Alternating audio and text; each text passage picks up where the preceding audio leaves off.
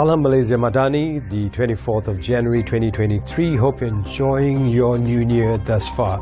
Now on today's edition, I speak to Johan Muhammad, the president of Malaysia Hemtech Industrial Research Association.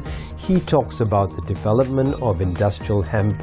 And then A.T. Kumaraja is also on today. We talk about all things pertaining to whatever is trending on today's news. I'm Jared Ratnam, coming to you live from Wisma Bernama in Kuala Lumpur. You're watching The Brief on Bernama TV.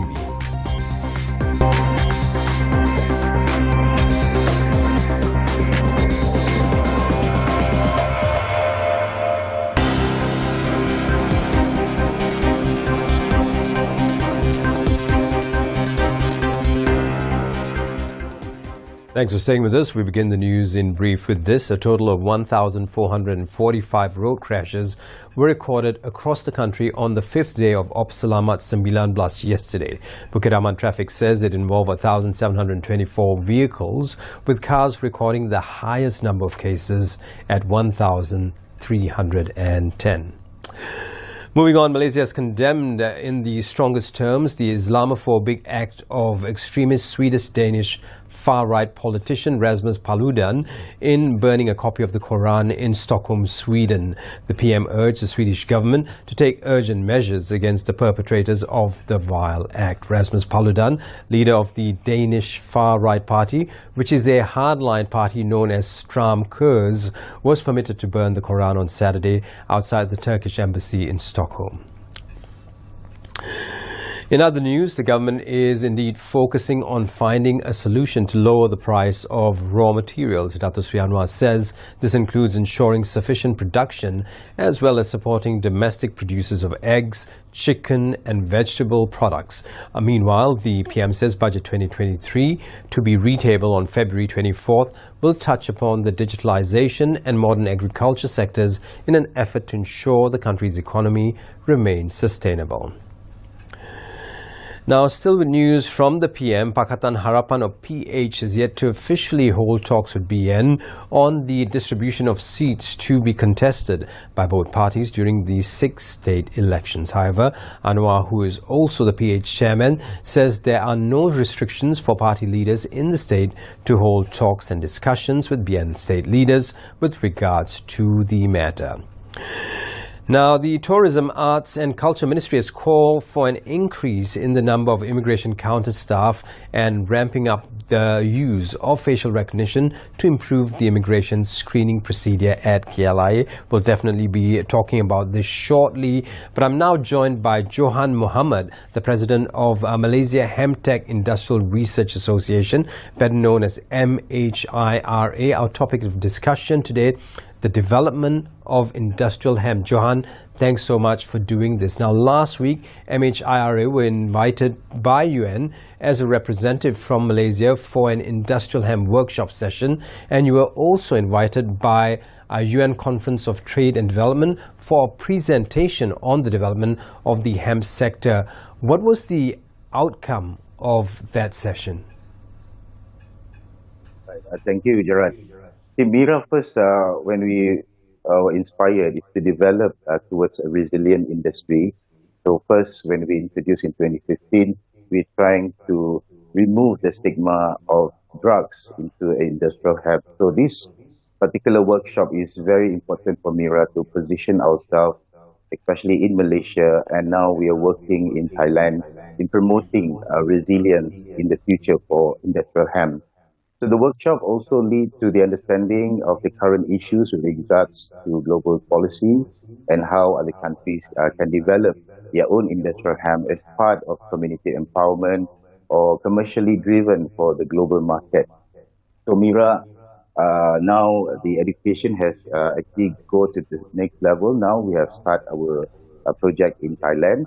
So that is some of the sharing that we share during the day of the workshop, and since Malaysia is not yet ready to introduce hemp as the climate solution, as I think we have learned something, especially from the EU representative, that share 4 pillars why the EU government is supporting the hemp sector, which is to into their Green Deal goal, such as for carbon storage using hemp and to develop healthier soil for the EU, and of course to better lower the pesticides use. And the fourth target is the biodiversity. So this is what we learned from the workshop, Gerard. But I guess the other question is the difference between industrial hemp and medical cannabis, or the medical cannabis industry, and its importance. So can you just walk us through the difference between medical cannabis industry and industrial hemp? What's the difference between this, and why the focus on industrial hemp now? What we have learned from earlier, I mentioned from the EU example, how the government support that shows a huge difference with how our government here in Malaysia view about industrial hemp here. So industrial hemp actually comprises of 1% below. This is some countries in the US.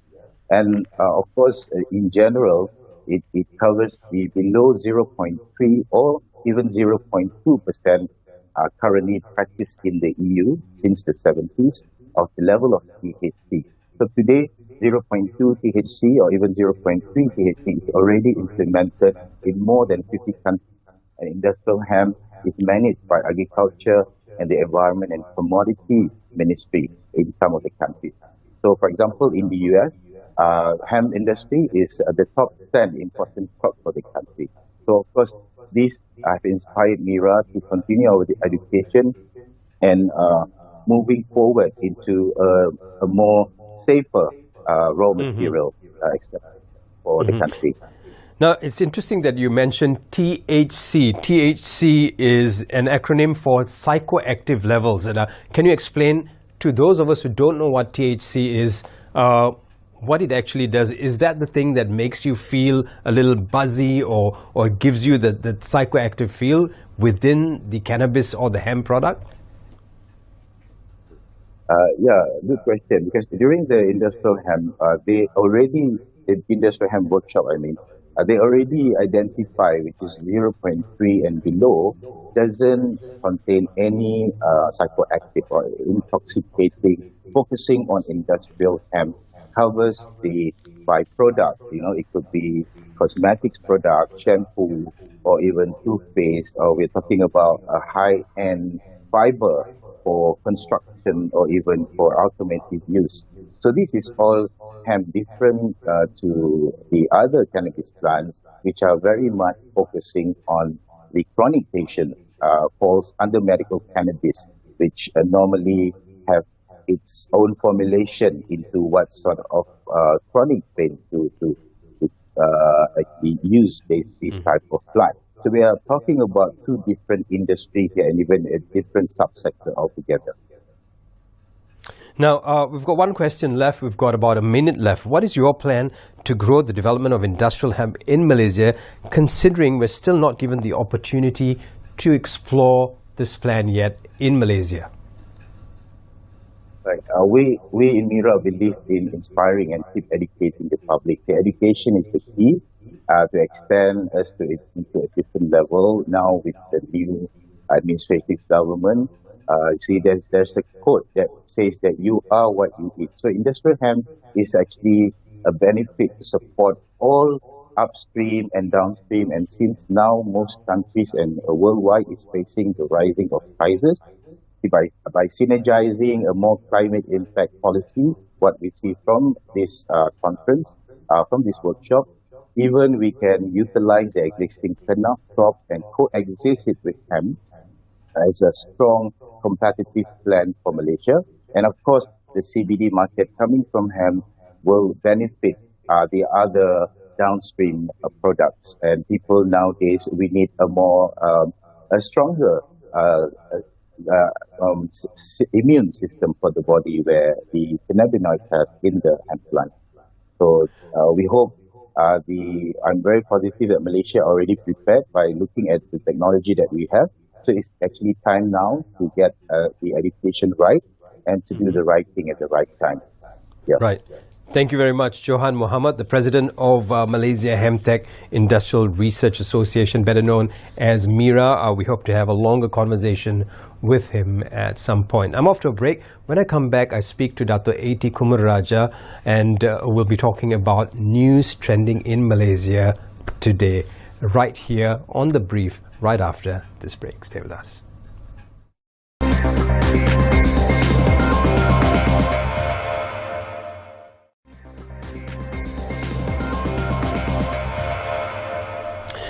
Thank you for staying with us right here on The Brief. I'm Jared Ratnam, and we continue The Brief with our next guest, Dr. A.T. Kumaraja. He joins us twice a week to walk us through what's happening in the business world especially. But since the business world is closed for Kongi Fat Choi, I guess there's a lot of other things to talk about. Dato, thank you very much for taking time off to be with us on this really very, very lazy day in Kuala Lumpur especially. I don't know what it's like where you are, and I'm sure you're also in the midst of preparing for the upcoming Thaipusam celebration, but we'll get to that later. Now, you heard our first guest talk about industrial hemp, and you are a doctor by training, and you know that there's been a lot of talk back and forth about the use of CBD and medical cannabis and industrial hemp. What are your thoughts on this now that you're very well immersed or fully immersed in the business world and economics too? I really think we have been dragging our foot on this story for a long time because we started this in 2018 when Syed Saddiq himself started championing this and said, let's put this on the agenda. But by the time he got it to the cabinet, I think there was already change of government in 2020, and then came COVID. But YBKJ in his last few days or last few months in office did allude to the fact that we will get medical cannabis up and running. But actually, from what Johan mentioned and the insights I have on this industry, actually industrial hemp is a good starting point for us. And I think a good way to go is to look at it from a pilot project purely for export market and focus completely on the industrial hemp. Because one of the key differences is actually even the plant itself, right? So we're looking at the sativa variety, which is basically industrial hemp, as opposed to the what you call the indica variety, which is the THC or high on THC, which means that we can keep it below 0.3%, which is the EU American standards now. Right. And we have got very good frameworks that Thailand has put in place.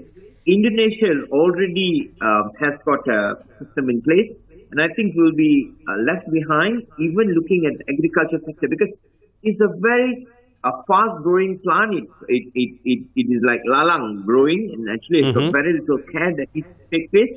And I think some sectors, some parts of this country, even if you co-grow it with Kenaf or Ketum in our northern and east coast regions, and even in Sabah Sarawak, I think this is one good area to explore in terms of a new agriculture push. And I think we will do very well with that. Right. Now, moving to some really very scary statistics, a total of 1,445 road crashes were recorded across the country during the Chinese New Year holiday from Friday till now, I think. And the numbers keep changing because there's just so much to report. And this has been done in Ops Selamat 19. Your thoughts on this? Because cars are the highest. This was followed by four-wheel drives, 230 cases. Listen to this. Motorbikes, 144. Lorries, or if you're American, trucks, 17. Buses, 11. Vans, 9. Taxis, 2. And 1 ambulance. So all in all, everyone's involved in this. Now, how do we wrap our heads around this concept that driving is something that we have to take seriously? I think must give kudos to JPJ and our men in blue, especially the police, the traffic. And I actually took one drive out yesterday for a wedding down to your hometown, Gerard, in Seremban. I can tell you, even in that 50 kilometers drive, the efforts by the agencies, JPJ, PDRM, is wonderful. But I think people have to wrap themselves up to this idea that, one, reduction of speed, traffic, especially discounting, right? So the Ops Selamat, while it takes the statistics for this particular period, this is even throughout the year. And especially the high fatal statistics that come out of motorbike riders is something that is quite worrying. And I think it's high time that we look for some out-of-the-box solutions. I'm no real expert in this. But I think what we have been doing all this while, reduction of speed is very mandatory. But I think we need an out-of-box solution to keep our fatalities low. And that's something we haven't come about to doing yet. Right. Now, we've got 2 or 3 topics left, but I guess you'll be more skewed towards the budget, because the Prime Minister said Budget 2023 will be retabled on February 24th, and they would touch upon the digitalization and modern agriculture sectors in efforts to ensure the country's economy remains sustainable. The question is, what potential impact do you anticipate the Prime Minister's focus on digitalization and modern agriculture in the budget, as well as increased allocations for Penang, Sabah and Sarawak, will have on the country's economy in terms of sustainability and regional economic disparities? I think Dr. Anwar has actually made it very, very clear. One is the new budget 2023, which is to be tabled exactly about a month from now, is to be decoupled from the 2023 budget, which was originally presented by Dr. Fizafrul last year. So I think that is one, is that maybe going back to the drawing board and looking at some of the focus areas. Obviously, I would expect a budget which is very much centered on the Madani Malaysia theme. And the focus on digitalization, Gerard, is something that I don't think anybody can really move away, because we must be digital first in our approach, and not only growing the digital economy, which is the only sector of the economy that is growing in double digits, but also digital services that come across, even from government services, even public sector services. All this has become digital first. And I think that push is really needed there. But I think the idea of imbibing this into the community, both at the SME sector, especially the micro businesses sector, and also getting this to the rural areas and education and entertainment, is something that I think even the long-term ideas of our 5G, all this needs to be brought into place. And one more thing, that differential approach that PM has taken to say, look, we need to bring the Sabah Sarawak back into focus. And I think he has mentioned Penang in the last couple of days to say, look, Penang has been a very high contributor to our GDP and our taxes, but they really don't get as much as the adequate focus. But I think we will expect a Madani Malaysia budget in 2023. Now, very quickly, we've got about a minute left. I'm sure you've heard about the story at the KLIA and how we're finding it hard to bring people into the country for holidaying, for revenue. What are your thoughts on this? Now, we need to open more immigration counters. That's being floated around. A couple of other ideas. What are your thoughts on this? This is also another problem we've been having from time. I think there's a lot of teething problems as they come out of COVID, Gerard, simply because the interagency work, because the KDN is the one who controls the immigration office, and then KLIA is under MEHB, and then here is the tourism ministry trying to get the number of tourists increased. And I think this interagency cooperation needs to be on better footing. As much as we want to have a safe and protected borders, we also must be very welcoming to our tourists, especially the foreign guests that come in, because they are the third largest contributors of GDP. And I don't see this being some rocket science work, simply because just up north in Bangkok or in Thailand, they do this very, very well. So why can't we get our act together? Right. Thank you very much, AT. We'll definitely be discussing more on this when we join you on Thursday. Well, I'm off to a quick break. When I come back, I'll take you around the globe on what's happening the world over. The International is up next, right here on The Brief, Pranama TV. Stay with us.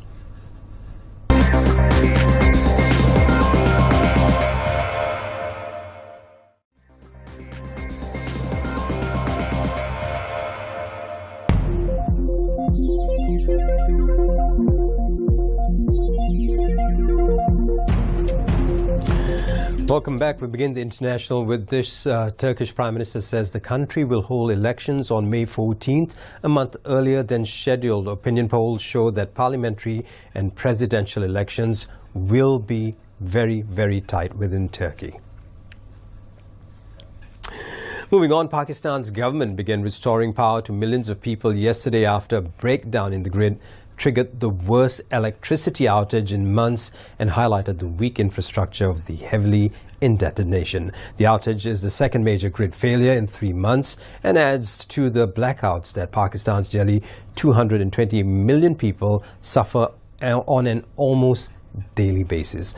Now, in other news, here is drone footage that we're going to show you of deforested Amazon areas in the Brazilian state of Pará. Now, images shot on Saturday or last Saturday shows patches of trees cut down by livestock farmers in the small town of Uruara. Last Thursday, Brazil launched its first raids against illegal deforestation in the Amazon rainforest in Pará under the new president after the leader's pledge to end destruction that surged under his predecessor, Jair Bolsonaro.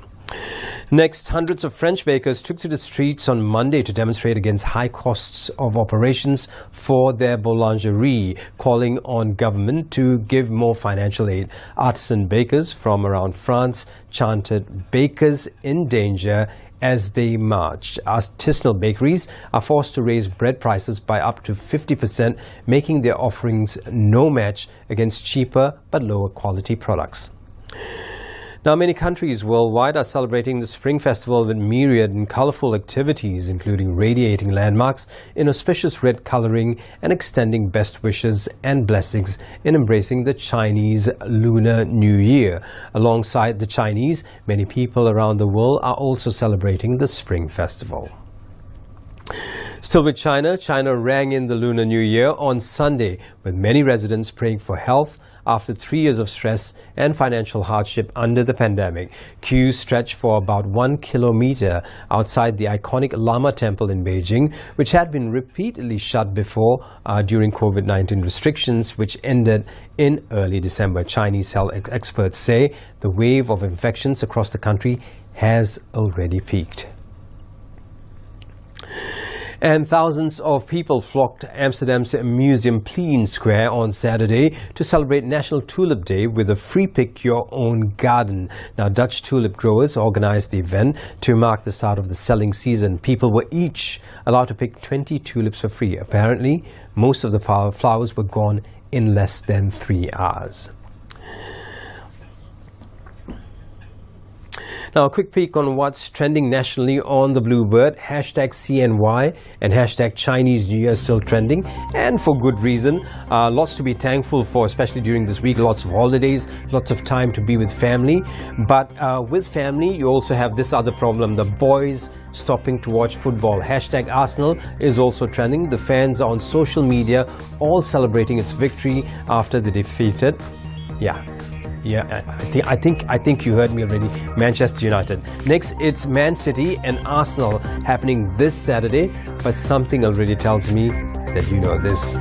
That's a wrap for Tuesday's edition. Bulletin Bernama comes in at 1 p.m. I'm Jared Ratnam. This has been The Brief on Bernama TV. Salam Malaysia Madani. Thanks for watching.